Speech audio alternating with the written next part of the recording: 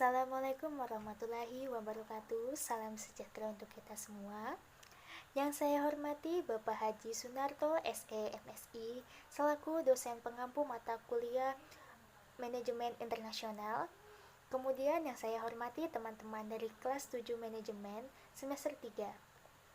Perkenalkan, nama saya Evita Safitri dengan NPM 19031. Di sini saya akan membawakan materi mengenai mobilitas faktor-faktor produksi dan perusahaan multinasional. Baiklah, untuk mempersingkat waktu pada malam hari ini, saya langsung ke dalam materi pembahasan. Yang pertama yang saya akan bahas adalah apa itu faktor-faktor produksi. Faktor-faktor produksi adalah sumber daya yang digunakan untuk membuat suatu barang atau jasa dalam sebuah perusahaan. Kemudian, yang akan saya bahas adalah mobilitas faktor-faktor produksi disebabkan oleh ketidaksempurnaan pasar. Nah, apa aja sih faktor-faktor ketidaksempurnaan pasar? Yang pertama adalah kegagalan dalam persaingan pasar, kedua adalah adanya barang baru, yang ketiga adalah eksternalitas, keempat pasar tidak lengkap, yang kelima adanya inflasi, dan yang keenam adalah kegagalan informasi. Nah, terus dalam penggunaan faktor produksi, bagaimana sih cara menggunakan faktor produksi secara penuh? Yang pertama adalah meningkatkan produktivitas pada teknik yang ada. Yang kedua adalah menggunakan teknologi. Dan yang ketiga adalah meningkatkan penjualan produk yang lebih luas lagi. Nah, lanjut pada pembahasan perusahaan multinasional. Nah, apa sih perusahaan multinasional itu? Perusahaan multinasional adalah perusahaan yang berusaha di banyak negara, memiliki banyak cabang, dan memiliki satu pusat perusahaan untuk memanajemen pengglobalan perusahaannya. Kemudian, perusahaan multinasional mempunyai ciri-ciri.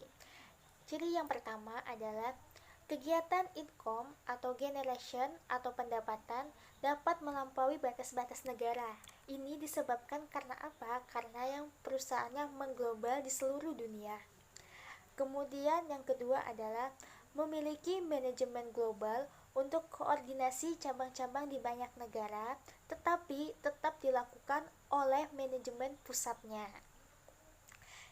Nah, yang ketiga adalah memiliki kontrol terhadap teknologi dan juga modal.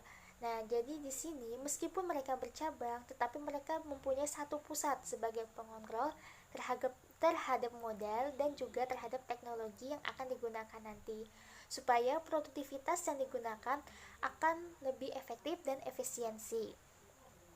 Nah, kemudian mereka memiliki subkontraktor untuk kegiatan produksinya.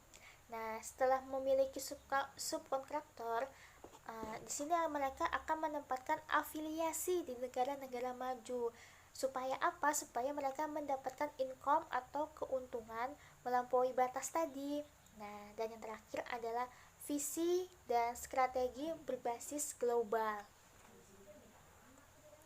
Kemudian, apa sih keuntungan dari perusahaan multinasional itu sendiri? Yang pertama adalah karena mereka memiliki banyak cabang, jadi mereka mampu membuka lapangan pekerjaan dimanapun perusahaan mereka itu dibuka. Kemudian yang kedua, karena mereka menggunakan strategi dan teknologi yang canggih, di sini mereka dapat membantu memodernisasikan perkembangan ekonomi secara global. Dan yang ketiga, seperti yang saya ucapkan tadi, karena mereka merupakan perusahaan yang global, jadi mereka dapat menambah devisa suatu negara. Kemudian, efek perusahaan multinasional itu ada dua. Yang pertama adalah mempengaruhi alokasi investasi antar negara, dan yang kedua adalah menimbulkan alokasi itu tersendiri terhadap produk yang mereka hasilkan secara efisien terhadap antar negara. Jadi ada pembagian sesuai dengan perjanjian dari subkontraktor tersebut. Nah, mungkin masih bingung dengan perusahaan multinasional, di sini saya akan memberikan salah satu contoh perusahaan multinasional. Nah, kalau yang ada di Indonesia, contohnya seperti perusahaan Unilever, Garuda Food, Semen Indonesia, dan Freeport Indonesia. Kemudian untuk contoh perusahaan multinasional luar negeri, contohnya sering kita gunakan adalah seperti Google dan Microsoft. Baik, mungkin itu saja yang bisa saya sampaikan. Kurang lebihnya saya mohon maaf. Terima kasih atas perhatiannya. Dan saya akhiri. Wassalamualaikum warahmatullahi wabarakatuh dan salam sejahtera.